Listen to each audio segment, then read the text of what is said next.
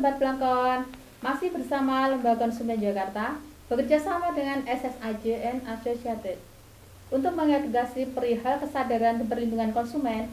Jangan lupa untuk follow, nyalakan notifikasi, serta beri rating terbaik kamu untuk podcast Blangkon di Spotify dan Google Podcast ya.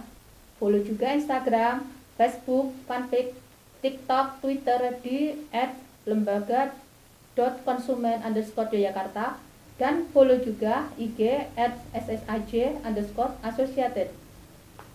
Masih dalam rangka 15 Maret kemarin, kita semua memperingati Hari Hak Konsumen Sedunia, di mana Hari Hak Konsumen Sedunia bertujuan untuk meningkatkan kesadaran global tentang pentingnya hak konsumen. Lembaga Konsumen Jakarta yang merupakan anggota Konsumer Internasional bersama-sama mengampanyekan tema memberdayakan konsumen melalui transisi energi bersih. Dengan harga energi yang terus meningkat dan suhu yang mencapai rekor tertinggi, para pemimpin dunia mulai beralih untuk menyediakan energi yang terjangkau dan berkelanjutan. Seruan global ini menempatkan hak-hak dan kebutuhan konsumen sebagai pusat dari respon terhadap krisis. Nah, kali ini kita mengundang narasumber kita yaitu Ibu Siti Mulyani, salah satu Dewan Pengawas Lembaga Konsumen Jakarta atau akrab disapa Ibu Yayan. Selamat siang, Bu Yayan. Selamat siang, Mbak Tini. Bagaimana kabarnya? Alhamdulillah baik. Ya, terima kasih.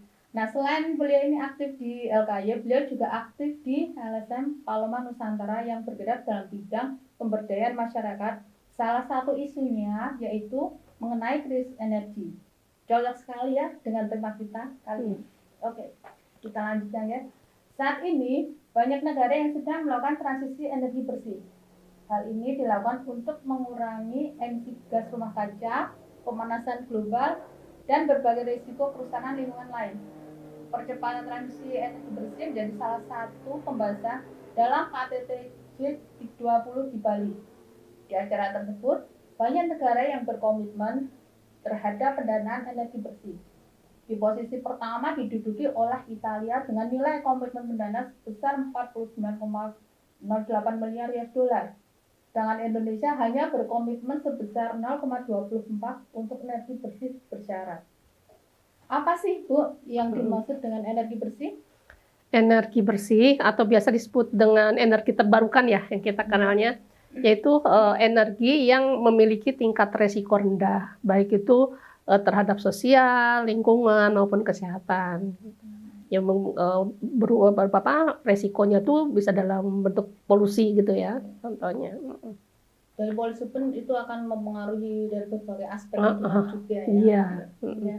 Terus apa saja, Bu, bentuk teknologi untuk menghasilkan energi bersih ini? Macam-macam ya, Mbak. Yang pasti untuk energi bersih atau energi terbarukan kan dicarikan sumber-sumber yang memang mudah untuk diperbaharui ya. Jadi tidak gampang, kalaupun habis itu mudah untuk menemukannya kembali ya.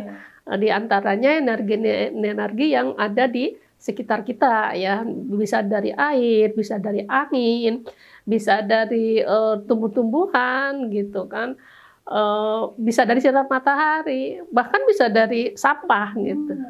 Jadi semuanya udah bisa berkelanjutan juga. Iya, berkelanjutan. Dan itu apabila kita menggunakan energi tersebut, seandainya pun ada residu gitu ya yang dikeluarkan itu tidak sebahaya yang dihasilkan energi yang bersumber dari energi fosil. Jika Ibu mengamati bagaimana komitmen pemerintah terhadap transisi energi bersih dan apa urgensinya perlunya energi terbarukan ini? Ya.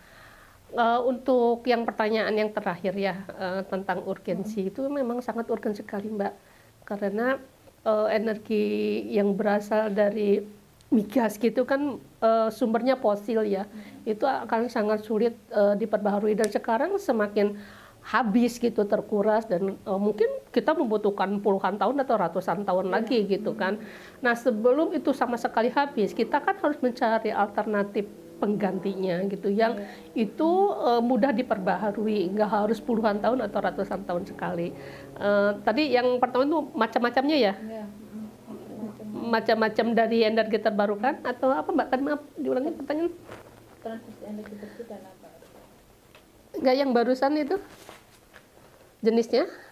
Iya. Jadi komitmen pemerintah. Oh, komitmen ya, betul. Terkait komitmen pemerintah, saya pikir semakin ke sini komitmen pemerintah itu semakin baik ya Mbak. Dulu memang pas awal-awal pemerintah kayak masih setengah-setengah ya, setengah-setengah dalam mengeluarkan kebijakan, misalnya terkait kebijakan biodiesel gitu ya. Biodiesel, terkaitan biodiesel. Nah terus dia mengeluarkan kebijakan, tetapi pendukungnya itu belum ada gitu ya. Jadi di saat masyarakatnya mencari sumber energi terbarukan, kadang-kadang ya kita sudah berproduksi, tetapi karena kebijakan dari pemerintah yang kurang berpihak gitu kan, yang pada akhirnya kita mentok di pemasaran. Misalnya itu yang pas awal-awal, mudah-mudahan itu tidak terjadi lagi ya. Salah satunya itu tentang biodiesel ya. Biodiesel dulu mungkin Mbak Tini tahu ya, dulu pernah ada isu membuat biodiesel dengan menggunakan jarak pagar ya, rame-rame masyarakat menanam jarak pagar terus mengolahnya gitu kan, tetapi pada akhirnya menguap begitu saja karena memang pemerintah itu belum berpihak terhadap nggak tahu ya itu apa, saya juga nggak tahu apakah itu ada kaitannya dengan politik atau apa yang nggak entah, tapi yang pasti itu ternyata tidak semudah itu gitu, walaupun misalnya sudah mulai muncul kesadaran di tingkat masyarakat. Nah, selain mencari bahan alternatif bahan bakar dengan menggunakan biodiesel, upaya-upaya pemerintah untuk mendukung energi terbarukan contohnya dengan membangun sumber-sumber energi yang dari air, misalnya mikrohidro gitu kan, atau misalnya sumber energi yang berasal dari sinar matahari. Ya sekarang yang untuk matahari mungkin bisa banyak dilihat di lampu-lampu merah itu Mbak, ya itu solar panel itu udah banyak digunakan. Terus juga pemerintah banyak membangun digester biogas dari kotoran hewan. Itu juga semakin sekarang makin banyak. Terus juga kebijakan terkait pengelolaan sampah ini yang sekarang lagi benar-benar digaungkan dan disosialisasikan ke masyarakat. Karena memang sampah jadi masalah nomor satu di Yogyakarta. Iya. Nomor kemana kan ini akan lebih baik memang kalau juga ada alternatif lain ya, yang kemudian bagaimana diformulasikan seperti apa.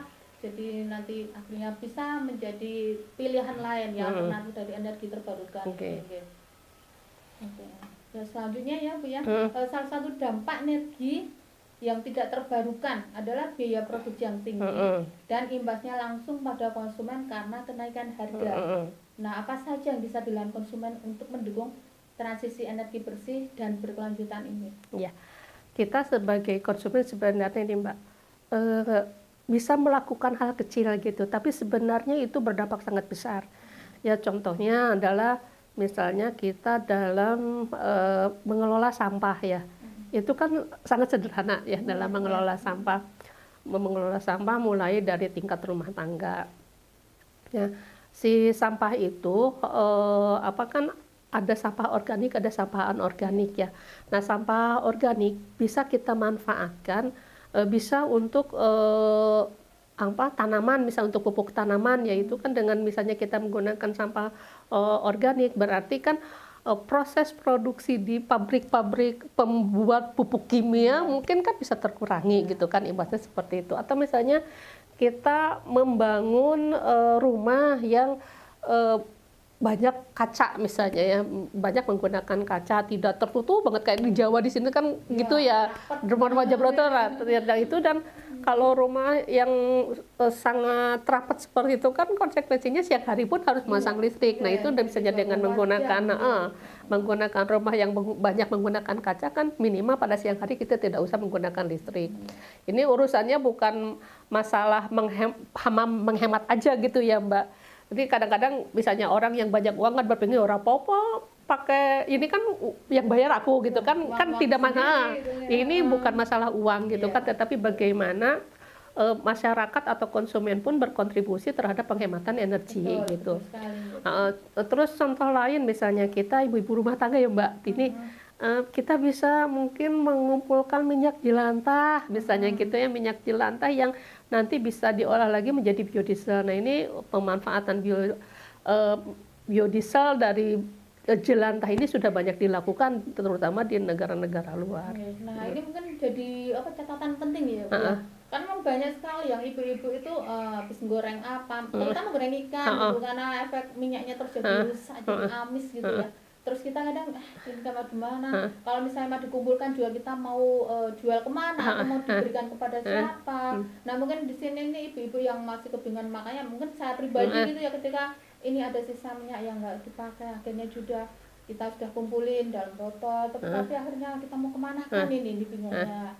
Mungkin di sini menjadi PR besar, jadi harus dimanakan kalau masalah minyak setelah pemakaian minyak ini ya, minyak yang sudah rusak atau minyak yang sudah dipakai berulang kali. Nah mungkin untuk pertanyaan terakhir ya Bu ya, karena mungkin Ibu juga aktif di lembaga lembaga Paluma Nusantara ya.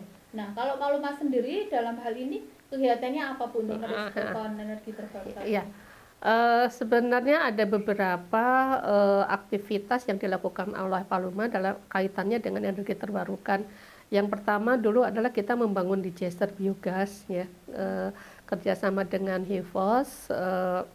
Kita membangun digester yang mengolah kotoran sapi menjadi gas untuk kompor, untuk kompor biogas. Nah itu pemanfaatannya untuk kompor kalau yang di Jogja. Terus kita juga pernah membangun di Bandung, di Bandung itu kerjasama dengan LPTP yang disupport oleh Kementerian Desa. Kalau itu sudah untuk kompor dan listrik penerangan ya. Terus juga yang tahun 2012 kita bekerja sama dengan USAID untuk memanfaatkan jelantah menjadi biodiesel. Nah itu seperti yang tadi sampaikan bahwa jelantah yang kita kumpulkan itu berasal dari rumah tangga Mbak. Dari rumah tangga ya, seperti kata Mbak Tini tadi ya, misalnya jelantah yang sudah digunakan untuk goreng ikan, nah ternyata masih bisa dimanfaatkan. Dan kalau kita di rumah tangga kan kadang-kadang masih bingung sopo sih ngambil, ternyata setelah kita terjun di program itu jelantah tuh jadi rebutan Mbak. Tahun 2012 juga sudah jadi rebutan dan sekarang tambah rebutan lagi. Jadi kan kita bekerja sama dengan bank sampah ya sebagai pengepulnya, jadi tidak Paluma langsung yang mengepulkan. Nah kita sudah diserahkan ke bank sampah untuk mengambil jelantah-jelantah di tingkat rumah tangga, dan masing-masing bank sampah tuh ada dikoordinir oleh salah seorang gitu yang khusus mengumpulkan jelantah. Kita kalau nggak salah waktu itu ngambil dengan harga 3.000 per liter. Per liter 3.000 per liter.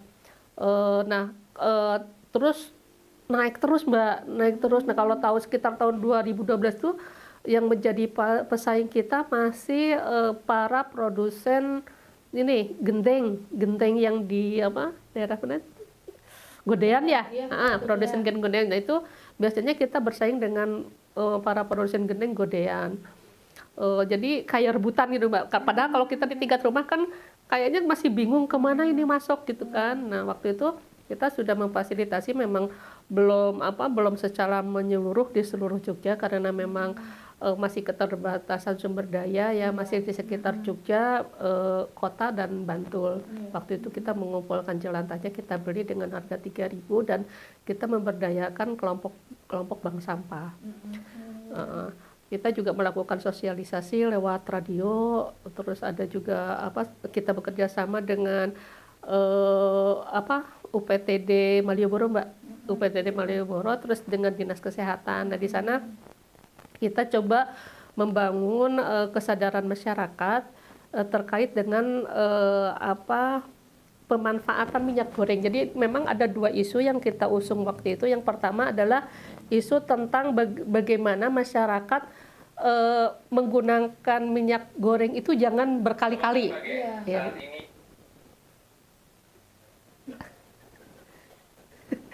Ya. Isu, nah, isu yang pertama itu yang coba kita gaungkan adalah bagaimana masyarakat itu tidak menggunakan minyak goreng berkali-kali, karena itu ternyata penggunaan minyak goreng yang berulang kali itu berdampak terhadap kesehatan. Ya, misalnya bisa ke jantung, bisa ke kolesterol gitu kan. Jadi di situ Dinas Kesehatan membangun semacam baliho di Malioboro, menghimbau supaya masyarakat menggunakan minyak goreng itu maksimal 2-3 kali. Nah, itu dipasang di UPTD. Kemudian isu kedua yang digaungkan itu bagaimana jelantah yang dihasilkan itu kita simpan terus tidak dibuang. Nah, yang terjadi di Malioboro waktu itu adalah para pedagang membuang minyak goreng itu ke got-got yang ada di Malioboro, sehingga seringkali terjadi kemampatan dari itu ya, jadi mampat si salurannya gitu kan. Nah, itu dengan adanya program kita mengambil jelantah dari para pedagang Malioboro, ya cukup mendapatkan apresiasi bagus dari Dinas Kesehatan dan UPTD Malioboro waktu itu gitu, Mbak. Kan ada pertanyaan selanjutnya yang mungkin bisa Bian jelaskan juga nih. Contoh kasus apa kira-kira kenapa biodiesel itu tidak bisa dipasarkan? Yang pertama itu ya, dulu dari Rumah Sakit Bethesda pernah ada yang mau beli biodiesel kita. Tetapi itu juga masih kayak ada rasa ketakutan gitu loh, karena tidak adanya kebijakan yang memang secara implisit mengatur itu gitu. Termasuk dengan DLH, kita pernah melakukan MOU dengan Pemkot waktu itu, dan karena kita sudah memiliki MOU, terus kita mencoba ke DLH untuk mau membeli biodiesel yang kita hasilkan gitu kan. Tetapi kembali kita berhadapan dengan kendala, karena kalau di pemerintah tuh kan ada yang namanya kayak nomenklatur gitu ya, Mbak. Misalnya bahan bakar yang digunakan untuk kendaraan itu jenisnya apa, terus harganya berapa. Nah, waktu itu kebetulan biodiesel yang kita hasilkan itu kan harganya juga sedikit lebih mahal dari solar, jadi nggak masuklah harganya gitu loh. Nah, pihak Pemda pun nggak berani untuk membeli biodiesel yang kita hasilkan. Padahal kami itu kan selama ini bekerja sama baik dengan DLH, tapi DLH pun tidak berani untuk membeli biodiesel yang kita hasilkan. Nah, terus masalahnya kembali adalah kenapa kita bisa harus menjual lebih mahal, karena bahan kimia yang dipergunakan itu masih impor. Jadi otomatis biodiesel yang kita hasilkan juga harganya lebih tinggi dari dari solar. Dan pada saat itu kebetulan solar juga malah harganya turun itu loh, Mbak. Harga solar turun, terus kita bahan kimia yang kita beli untuk membuat biodiesel karena impor harganya lebih tinggi. Jadi harga yang kita keluarkan untuk biodiesel itu ya tidak bisa masuk, tidak bisa dipasarkan gitu. Itu yang menyebabkan kami kesulitan untuk memasarkan biodiesel yang dihasilkan. Waktu itu Panggung Harjo bekerja sama dengan salah satu perusahaan swasta yang bersedia membeli minyak jelantah, tetapi bukan buat biodiesel, tetapi untuk kayak semacam ngegedeni gitu loh, Mbak. Nah, itu jadi untuk mensterilisasi alat. Kalau kayak di rumah sakit yang Bethesda juga seperti itu. Jadi fungsi jelantah tuh fungsinya untuk proses sterilisasi. Nah, itu jadi rada sedikit mengurangi beban kita ke masyarakat ya, karena kita sudah terlanjur woro-woro ke masyarakat, sosialisasi jelantah yang mereka kumpulkan akan kita beli gitu, Mbak. Jadi ada semacam tanggung jawab moral juga gitu, yang kasihan kalau misalnya masyarakat sudah mengumpulkan jelantah tapi tidak kita tampung. Nah, Waktu itu ada solusi dari Desa Panggung Harjo di mana jelantah yang sudah terkumpul oleh masyarakat tetap dibeli. Dan untuk selanjutnya sebagai penanggung jawab kita serahkan kepada pengelola bank sampah, Mbak, tidak langsung oleh Panuma. Jadi ada pengelola bank sampah yang memang kayak semacam koordinator gitu kan, mengumpulkan jelantah dari bank sampah. Nah, selain dari bank sampah, waktu itu ada juga korporat dari pihak hotel, Mbak, yang sudah membuat MOU dengan kita ya. Sebenarnya mereka juga merasa terbantu gitu kan dengan adanya program jelantah ini, tetapi ini keberlanjutannya ini yang masih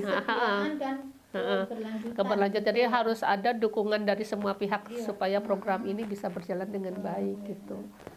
Seperti itu sih, Mbak.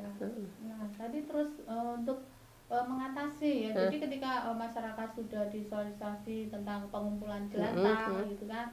Nah, itu kira-kira bank sampah mana saja yang ditunjuk? Itu ada banyak bank sampah, terutama di kota ya, Mbak, yang menjadi koordinator itu yang bank sampah di kawasan Kaliwinongo.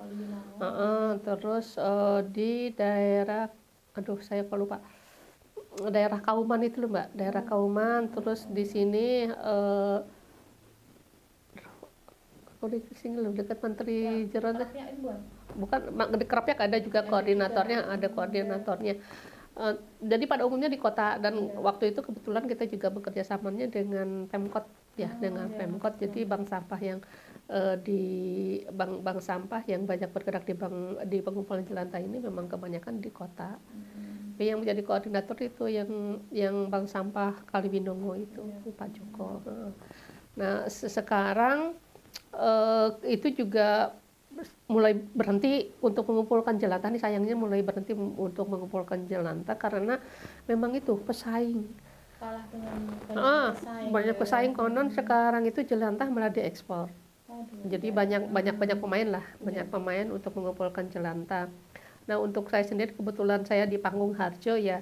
Kalau di Panggung Harjo alhamdulillah keberlanjutannya bisa terjaga karena jelantah yang dikumpulkan oleh warga Panggung Harjo ini dibeli oleh bank sampah, khusus untuk Panggung Harjo ya.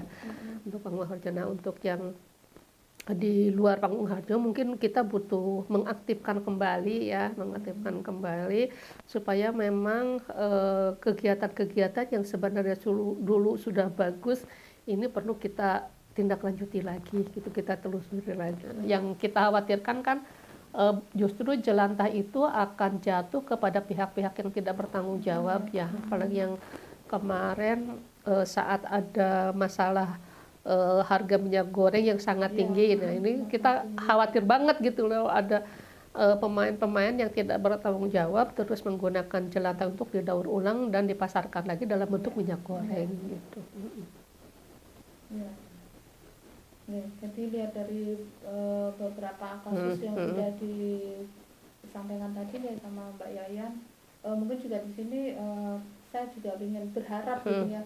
Jadi karena ini lebih banyak ditekankan di masyarakat perkotaan ya. Nah, mungkin ke depan juga bisa lebih diluaskan. Jadi mungkin seluruh wilayah DIY, jadi untuk kabupaten Batu, Sleman, Kulon Progo maupun Gunung Kidul juga kan sampah. Jadinya nanti akan ada yang mengumpulkan, terus ada juga yang mengkoordinir dari bank sampah lokal yang lain gitu ya. Jadinya jadi jangan sampai nanti terus dikuasai oleh pihak-pihak yang tidak bertanggung jawab gitu. Harapannya seperti itu. Ya. Mungkin ada yang ingin disampaikan Bu untuk penutup terakhir, satu dua patah kata untuk pemirsa? Ya, ini untuk para konsumen tercinta ya. Ini hanya rekomendasi, dan saya tidak berani merekomendasikan kalau saya pun belum melakukan gitu ya. Tetapi ini dalam masa transisi dari bahan bakar fosil menjadi bahan bakar terbarukan, sebenarnya kita sebagai konsumen bisa melakukan hal-hal yang sangat mungkin kita lakukan. Seperti tadi juga di awal saya sudah menyampaikan, misalnya kelola sampah mulai dari rumah gitu ya kan. pilah antara sampah organik dengan sampah anorganik. Salah satu sampah organik adalah minyak jelantah. Kemudian sampah organik lainnya adalah bisa dimanfaatkan untuk untuk pupuk organik ya. Dengan menggunakan pupuk organik secara otomatis kita akan mengurangi penggunaan pupuk kimia yang pada proses pembuatannya mungkin menggunakan energi fosil. Kemudian kita juga bisa menghemat penggunaan listrik di siang hari dengan membangun rumah yang memperbanyak kaca misalnya kayak gitu ya. Jadi rumah tuh jangan tertutup, jangan gelap yang mengharuskan kita sepanjang hari menggunakan lampu. Oke, jadi menarik sekali kan apa yang sudah disampaikan oleh Bu Yayan tadi. Gerakan konsumen melalui Hari Hak Konsumen Sedunia 2023 sebagai kesempatan untuk membangun sistem energi bersih yang melindungi dan memberdayakan konsumen. Terima kasih kepada Ibu Siti Mulyani yang telah berbagi informasi dan pengetahuannya. Sekian episode kita kali ini. Pantengin terus episode baru dari podcast Blangkon ini. Saya Triantini dan segenap kru Lembaga Konsumen Yogyakarta bersama SSAJ and Associated pamit dulu ya. Bye-bye.